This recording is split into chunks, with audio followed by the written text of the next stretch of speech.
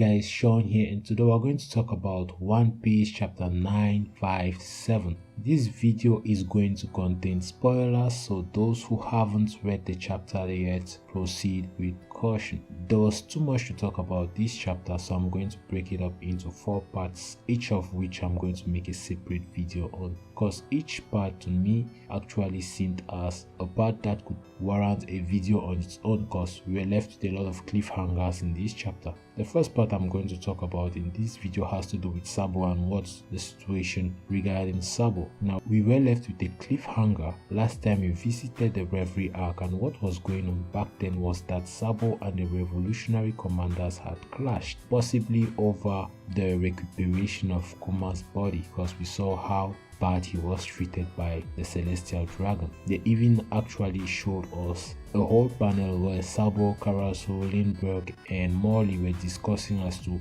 whether or not they should act on Kuma's behalf to save him from the world government and the Celestial Dragons. Possibly they did decide to help him, and that's why they ended up clashing with the Admirals. Now, first things first, those who are labeling Sabo as a traitor, because there is some sort of misinterpretation going on here. I think I'll only get the full source when the official translations come out, because there are those who believe that the chapter was portraying Sabo as being dead, and others believe that the chapter was portraying Sabo as being the killer of a king. Now, in the case where Sabo killed a king, I think that Sabo would not do no such thing, and here's my headcanon if that interpretation comes out to be true, because I believe that Oda has actually given us loose ends as to the two interpretations. What I think happened was, first, when Sabo was infiltrating Marijuas, on whose ship did he board? I believe Sabo was acting as a guard for not only Rebecca but King Rico as well, since he was traveling with his friends. So it is possible that King Cobra died, and obviously Sabo was framed as being the killer of King Cobra. Now, how did this happen? Previously we were shown Im Sama,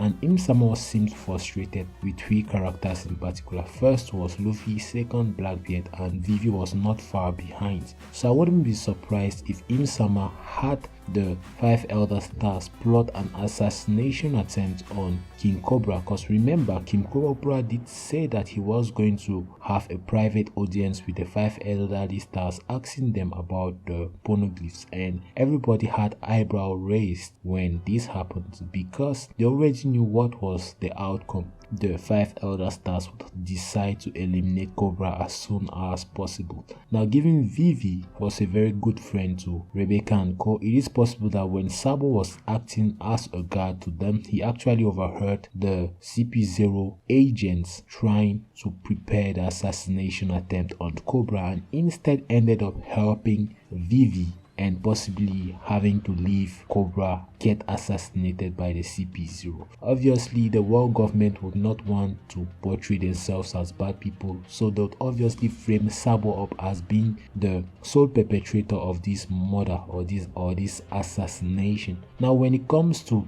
this, it makes a lot of sense, because obviously Im Sama wants people erased from this world so that she could actually prevent them from getting their hands on the Void Century history. So if Cobra is taken out, possibly that means that she's at the very least succeeded in taking out one of the most disturbing problems she has to face at the moment. So it's really interesting to see that the world government is going to go out that far, in order to get things cleaned up. Now, when it comes to the other interpretation where Sabo is killed, I think that Oda also gave us some loose ends to tie, and here's my headcanon, guys. In the case where the battle between the Admirals and the revolutionary commanders was too fierce, there was a particular character who had the same goals as those of the revolutionary commanders, which is to save Kuma in that very arc. So I wouldn't be surprised if Jory Bonnie used her DF abilities to transform the revolutionary commanders into kits and have them swapped up, because I believe that having to fight Green Bull and Fujitora at the same time would have been very difficult for the revolutionary commanders. So I wouldn't be surprised if they actually clashed then try to escape, since we know that the revolutionaries were only there to stir up kills and escapes. So obviously if they did what they did and succeeded, they would obviously meet Jewelry Bunny, who actually has the same goals as them to save Kuma. Now if they succeeded to save Kuma, then I see Jewelry Bunny using her DF abilities on them to swap them up as kits and possibly have them board some of the ships of the leaders, and that's how they escape. Because it's kind of odd to have Sabo dead just when he actually took the Mera no Mi just a couple of arcs back. So I don't actually believe that Sabo is dead. So yeah, that's basically it from this part of the chapter. I'll be making separate videos for each and the other parts of the chapter. So let me know your thoughts about these aspects. You guys believe that Sabo is dead? You guys believe that Sabo has saved Kuma? What's your logic here? I'd like to hear them in the comment section. Subscribe to the channel if you actually thought this content was worthwhile, and like the video and share it as well. So that's basically it for me, guys, and I'll see you guys real soon. Ciao.